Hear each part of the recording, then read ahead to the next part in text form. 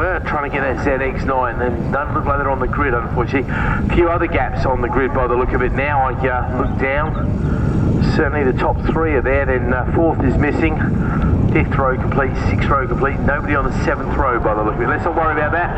Alright, what happened there? Now, was that a jump? Was that a very poor start there by Chris Wright? I think it was Chris Wright and Paul Bailey getting away very slowly indeed, because they're down to about fifth place there. Rob Hancock definitely got away at the start, but as they hook up, it looks like Greg Lambert got going very nicely indeed. They turn the outfits around through the hairpin there. Up we go towards the Spitfires,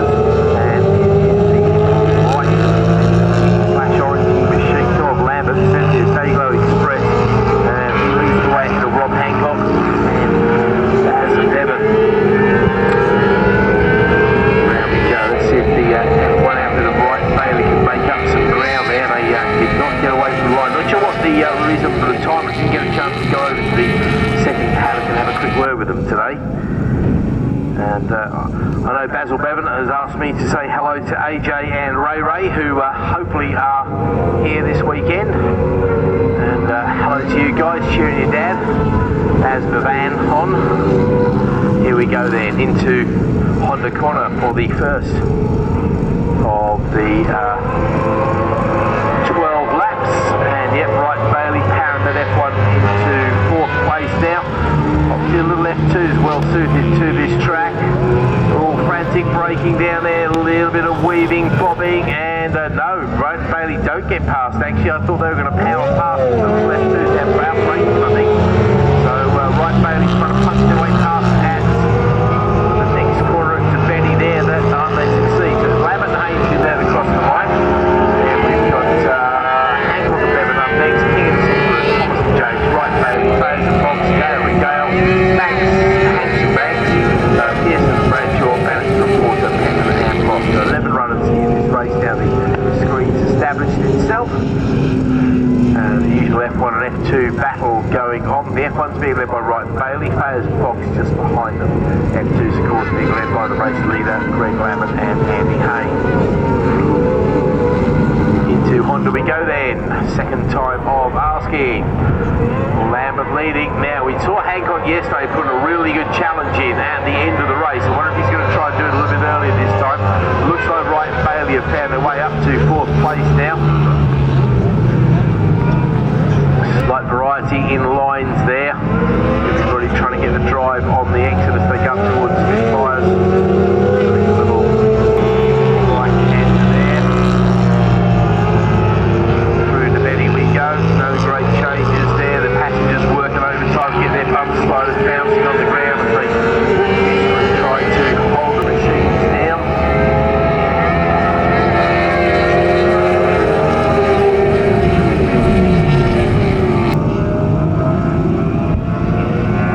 Their way down to the Brooklands hairpin. I wonder if we're going to see a challenge from Hancock there. He's getting very close to the machine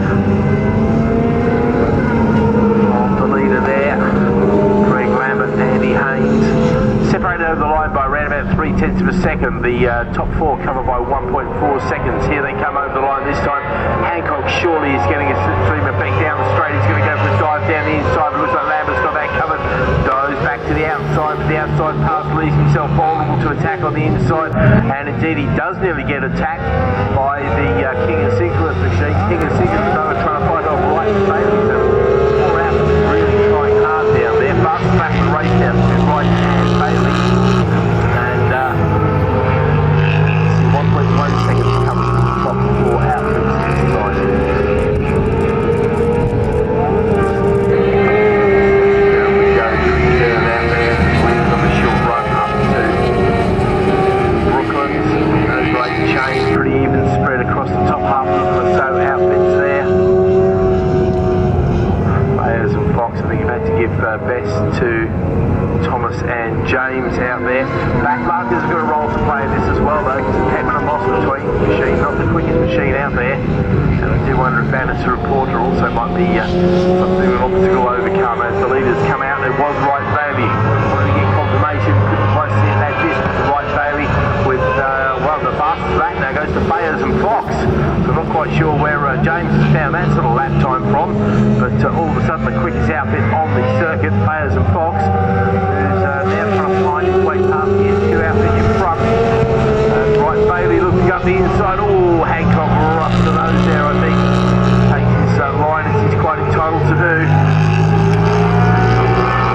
James Players tasting the champagne yesterday in second place. Well pleased with that. Mark Fox, first podium and first medal he's earned. Unfortunately, there were no medals here. And it's changing a little bit at a back marker.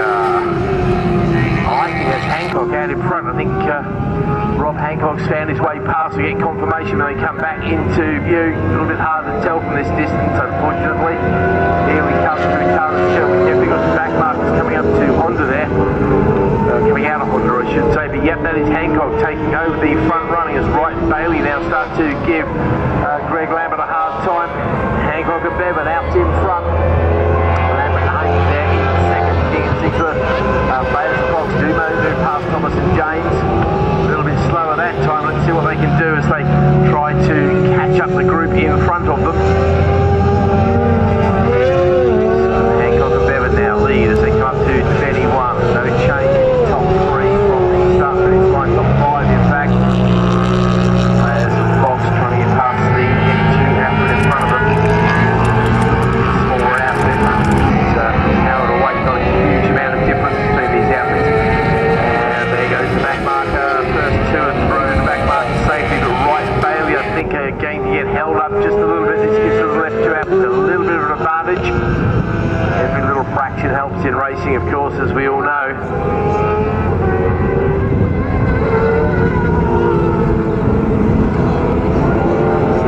Up to Honda curve we come once again. Going to be halfway into the race.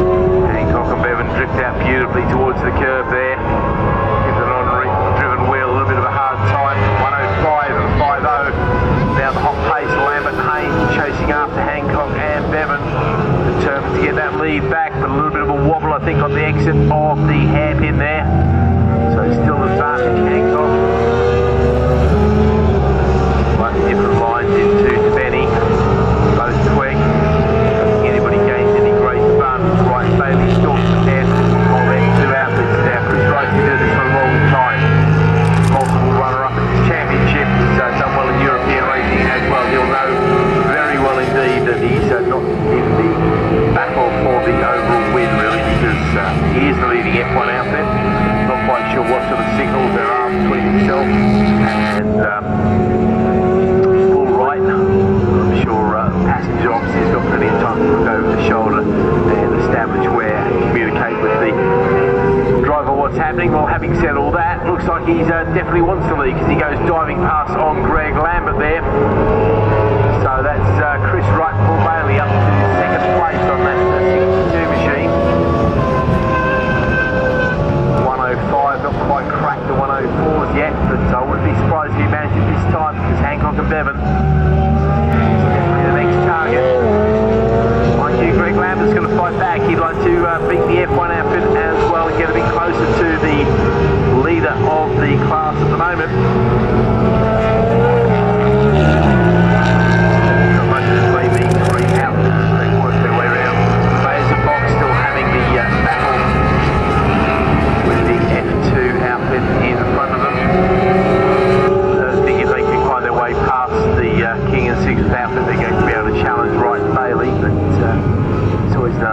Someone right down the back straight we go, and that a challenge from Wright and Bailey on Hancock. It is indeed. That's the fastest part of the circuit. That's where the bigger F1 and outfit should have a bit of an advantage over the 600 powered F2 outfits at MT10 in the back of Chris Wright's machine. Over the line we go then, and the F1 now leading the pair of F2s. Top three coming by 1.1 seconds. We're 8 laps into this 12-lap race. Guys are all into the 105. Top half, top five into the 105s. James Players and Mark Fox there. They can do that consistently. They can be serious medal contenders. At the moment, they still got to find their way past the King and Sigler.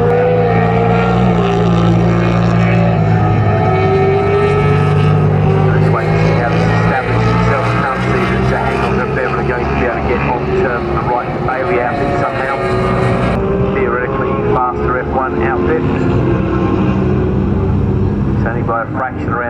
second, but obviously fractions count in racing as leaders start to catch up with the back mark there. So Wright Bailey is safely passed, but Hancock and Bevan get held up by the back marker a little bit there.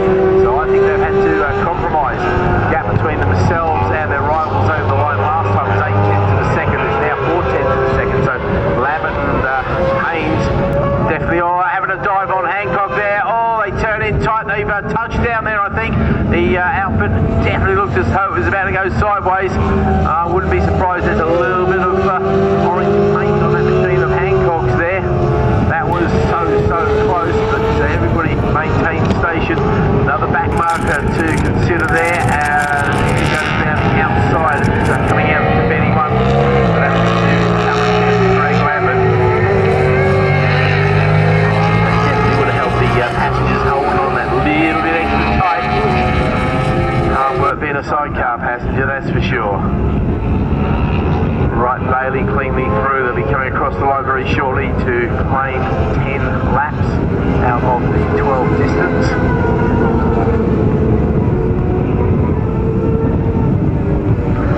Wright and Bailey power into the corner. Here come those two F2 outfits though. This is where the real battle is on track. Over the line they go, separated by half a second this time. Everybody's in the 106, no challenges under braking for the hairpin this time. It's a spin. It's a half spin at least for Hancock. Unfortunately, Hancock and Bevan go very sideways. Lambert and Haynes say thank you very much indeed. We'll take that place very rapidly. Now all of a sudden, they're running out of time very rapidly to get that place back. So Hancock and Bevan looking so good for the win there. Have a momentary lapse down the bottom. Wonder if the Hoosiers are starting to go off under those machines. Everybody using Hoosier tyres now. Last year, and A1 tyres now no longer available in the sizes required. So Hoosier, the big American tyre company, biggest manufacturer of racing tyres in the world, it's believed. So that's because they only make racing tyres, but obviously supply lots of American dirt tyres and things like that, drag racing tyres, all sorts of odd things.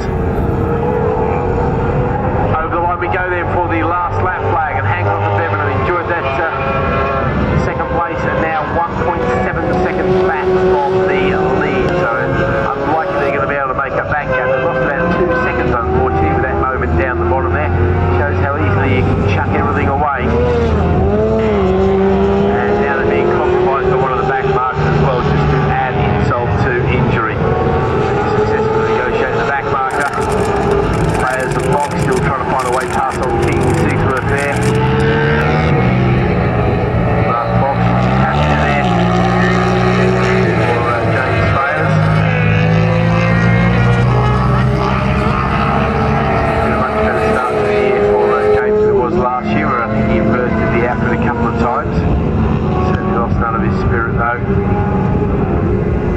Getting compromised by a back marker there. I wonder if Bayers and Fox are going to have a bit of a run this time actually. If they can get that F1 outfit powered up nicely, they might have a challenge at King and Sigsworth. Certainly Wright Bailey are going to win the race ahead of Greg Lambert and Andy Haynes. Then it's Rob Hancock and Daz Bevan, and no, there's no challenge there for the 4th place overall. It is Andy King, Andrew Sigsworth who come across the line in 3rd place of the F1 honours go to Payers and Fox. 3rd place of the F1 should be Gale and Gale, who will be coming across the line very shortly. Okay, with the clock ticking away close to midday,